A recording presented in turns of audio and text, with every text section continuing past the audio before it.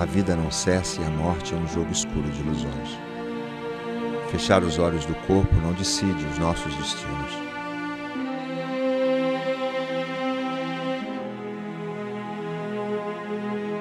É preciso navegar no próprio drama ou na própria comédia. Uma existência é um ato, um corpo, uma veste, um século, um dia.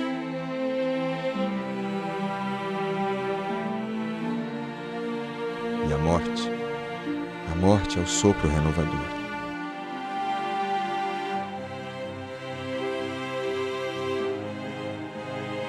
Mas não vou sofrer com a ideia da eternidade. É sempre tempo de recomeçar.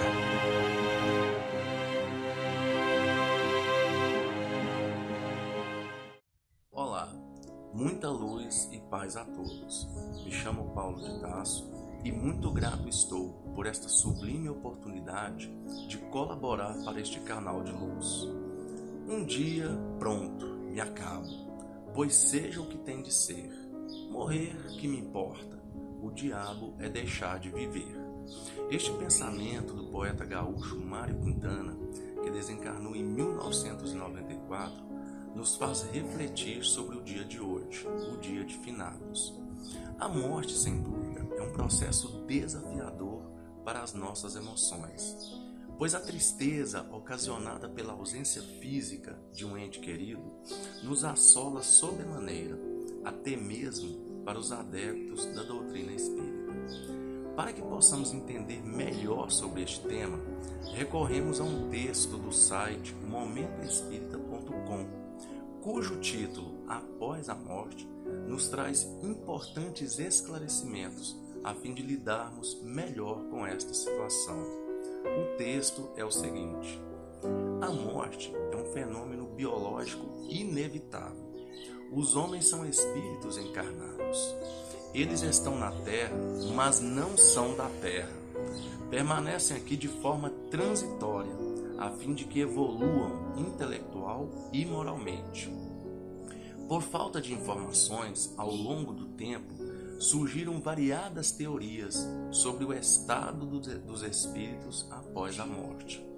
Concebeu-se a ideia de um céu de eleitos, em completo ócio e totalmente indiferente ao tormento de quem não mereceu a salvação. Como contraparte indispensável, surgiu o conceito de um inferno, onde os infelizes pecadores seriam eternamente torturados. De acordo com as concepções religiosas, inúmeras outras formulações teóricas foram feitas. Entretanto, as descrições sempre foram bastante genéricas e um tanto fantasiosas. Há evidentes incoerências em algumas descrições. Por exemplo, pessoas bondosas merecem o céu, mas se tornam egoístas ao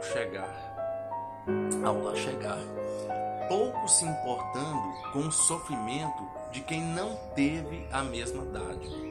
Nessa linha, uma mãe amorosa e boa seria eternamente feliz, embora sabendo que seus filhos sofreriam para sempre. Essa artificialidade gerou bastante descrença. Consequentemente, persiste uma dúvida generalizada a respeito do que ocorre com o espírito após a morte do corpo. O Espiritismo lança luz sobre essa questão.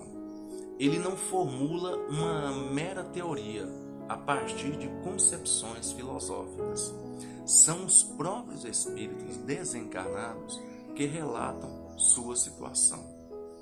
A mediunidade bem empregada permite o intercâmbio com os integrantes do plano espiritual.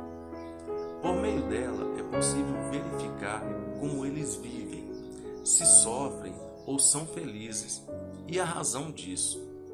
Não se trata de imaginar como está atualmente um espírito que viveu na Terra de determinado modo. Ele próprio descreve sua situação. O livro O Céu e o Inferno compõem as obras básicas da codificação espírita.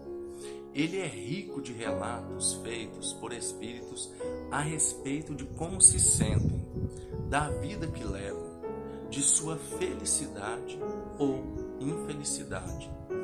Desses relatos, extrai-se que a morte não é um processo milagroso que converte homens em anjos.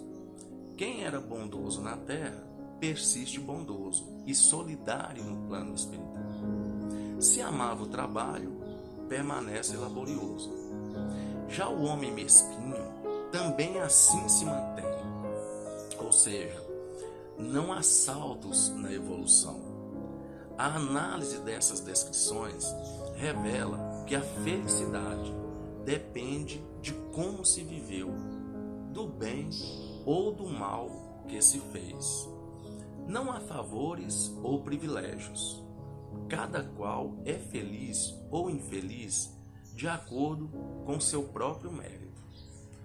O homem caridoso é recebido pelos inúmeros seres a quem amparou enquanto esteve aqui na terra.